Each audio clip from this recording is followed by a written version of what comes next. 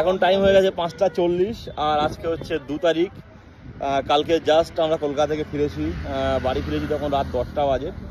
আজকে সারা দিন রেস্ট ছিল আমার ঈশানীর। রেস্ট মানে টুকিটাকি কিছু কাজ করেছি, মানে ঘর গুছানো, গাড়ি থেকে লাগেজপত্র নামানো, সেগুলোকে গুছানো, বাস এই। বিকালবেলা একটু বেরালাম, বেরিয়ে কোথায় এসেছি বুঝতেই পারছেন, ডাল লেকের ধারে। আপনাদের একটু দেখাই কি মায়াবী লাগছে, দুর্দান্ত।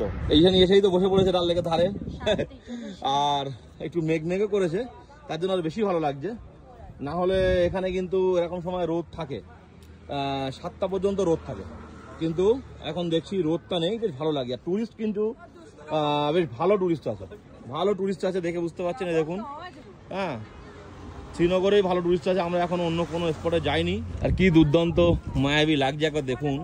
পাহাড়ের উপরে মেঘ করে আছে, আর একদম পাহাড়ের উপরে উঁচু পাহাড়গুলোতে হালকা বরফও আছে, কারণ গতকাল এবং পরশু স্নোফল হয়েছে উঁচু জায়গাগুলোতে। যারা ভিডিও দেখেছেন বা ছবি দেখেছেন তারা জানেন।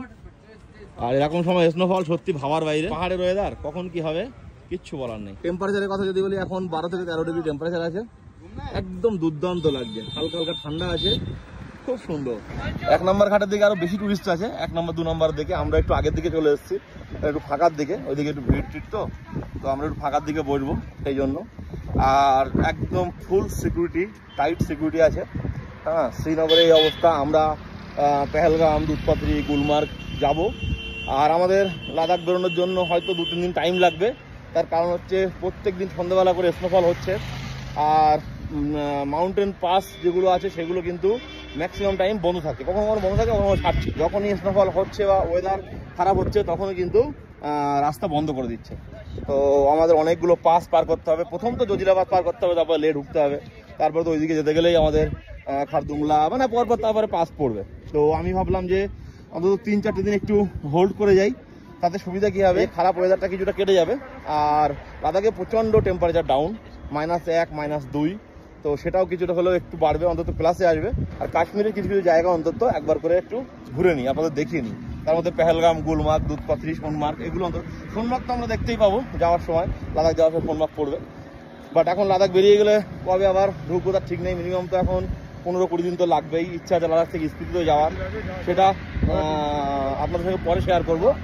তো এই মুহূর্তে ভাবছি যে 2-3 দিন অন্তত কাশ্মীরের কিছু কিছু জায়গা একটু ঘুরে নিই, আপনাদের দেখিয়ে তারপরে আমরা লাদাখ বেরোবো। আরও একটা ব্যাপার, যেটা হচ্ছে জামা কাপড়। লাদাখে প্রচুর ঠান্ডা জিনিস নিয়ে যেতে হবে, আর আমরা কাশ্মীরের ঠান্ডার জিনিসগুলো ইউজ করে সব নোংরা হয়ে গেছে, ওইভাবে রেখে কলকাতা চলে গেছিলাম। সেগুলো একটু পরিষ্কার করার ব্যাপার আছে, সেইগুলো গুছানোর ব্যাপার আছে। তার জন্য 3-4 দিন সময় লাগবে, গাড়িটা সার্ভিস করতে হবে, এইসব কাজগুলো মোটামুটি গুছিয়ে নিয়ে 3-4 দিনের মধ্যেই আমরা লাদাখ বেরিয়ে যাব। তো 3-4 দিন আমরা বসে থাকবো না, 3-4 দিন ভাবলাম যে কাশ্মীরে কিছু কিছু জায়গা এক্সপ্লোর করে আপনাদের সঙ্গে শেয়ার করি।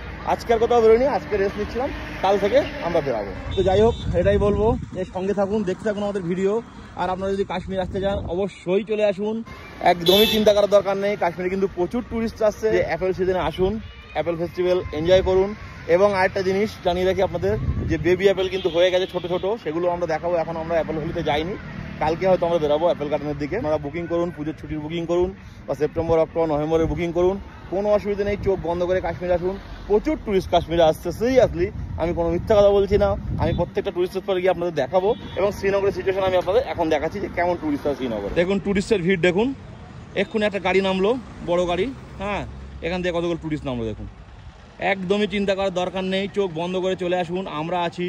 আমরা এখানে থেকে আপনাদের যত রকম সহযোগিতা লাগবে, সাপোর্ট লাগবে, সব কিছু আপনাদের করবো। চলুন দেখা হচ্ছে পরের ভিডিওতে। একটু ওই ঘাটের দিকে যাবো, ওই দিক থেকে আপনাদের সিচুয়েশনটা দেখাই। ততক্ষণ পর্যন্ত টাটা।